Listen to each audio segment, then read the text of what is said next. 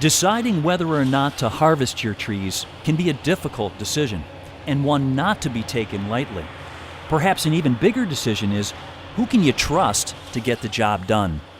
It often begins with a phone call. I have many times heard these calls and these questions, and I've told people, this person is fine. You'll be in good hands.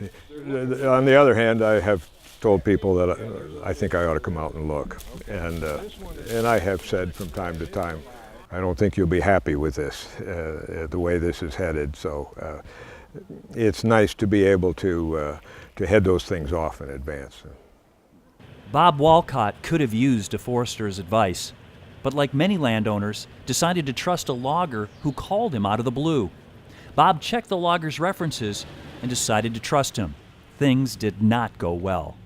After the first company got done cutting, you couldn't even drive down this road in the spring due to the fact that they came in and cut in the wrong weather, pretty much destroyed the hard road that I had in here.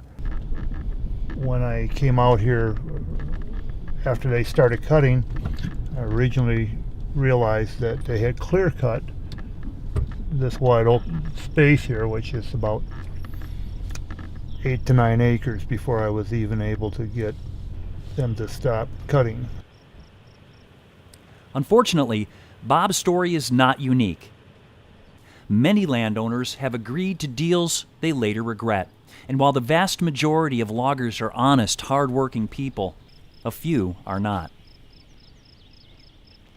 We've heard a lot of horror stories where people have gone with just anybody that walks up to them, and basically they get robbed because these people take the good trees instead of improving the forest, and people lose a lot of money. Richard and Karen Surfass made the decision to start actively managing their forests over 20 years ago. They began by talking to friends and neighbors who were managing their woodlots. After a lot of thought, they decided to hire a forester. Using a forester is a definite plus because they've got the knowledge and they can guide you through the whole process. So I wouldn't go without a professional forester myself. Richard and Karen were so happy with the results of their first timber harvest, they decided to do another 10 years later and are still actively managing their forests today. They say the key to their success was hiring a forester. But what does a forester do? A forester is a forest expert who works for you. He or she begins by meeting you on your property and inventorying your trees. Next, your forester helps you put together a forest management plan.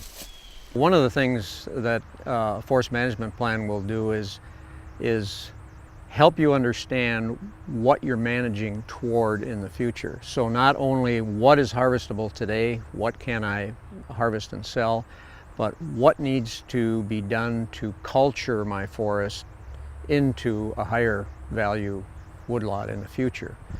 And in addition to that, what am I doing for wildlife habitat? What am I doing to protect all the other resources that are there? Those are the elements that get dealt with in a forest management plan. After establishing a solid management plan, the landowner and forester work together to discuss details of a timber harvest. A forester is an expert in local markets and knows how much trees are worth, so he or she is in a good position to seek competitive bids from loggers for a timber sale. The landowner decides on the best deal and signs a contract. The forester is paid a commission from the timber harvest, so the landowner has no out-of-pocket costs. Before the cut takes place, the forester will mark trees and boundaries so loggers cut only what they're supposed to cut. When it's time to harvest the trees, a forester is on site to monitor things. The logger and forester work together to ensure that roads and designated non-harvest areas are protected. After the harvest is complete and the logger has left the site, the foresters cruise the property to check that things were left the way the landowner requested in the contract.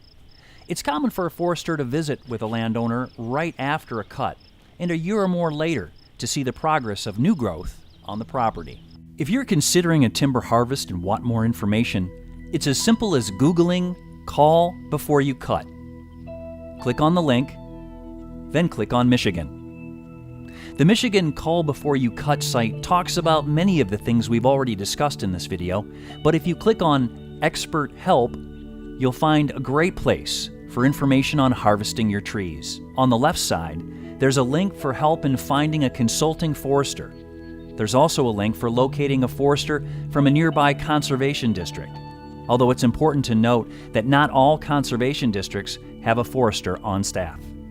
You can also find a link to forest stewardship plan writers.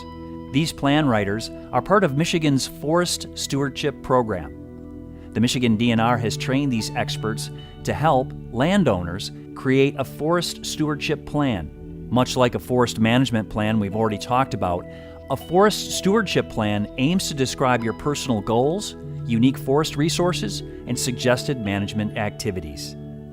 The Forest Stewardship Program does provide cost share to lower your costs to develop a forest stewardship plan. A little further down the page, you'll find some very important tax incentives, other financial assistance, and below that, a treasure trove full of extra resources to help you learn about other opportunities that might benefit you and your forest. Once again, the site is called Call Before You Cut. Or, again, just Google Call Before You Cut and click on Michigan. Thanks for watching, and don't forget, it's landowners just like you doing their part for forest management that makes a positive difference in the overall forest landscape of Michigan.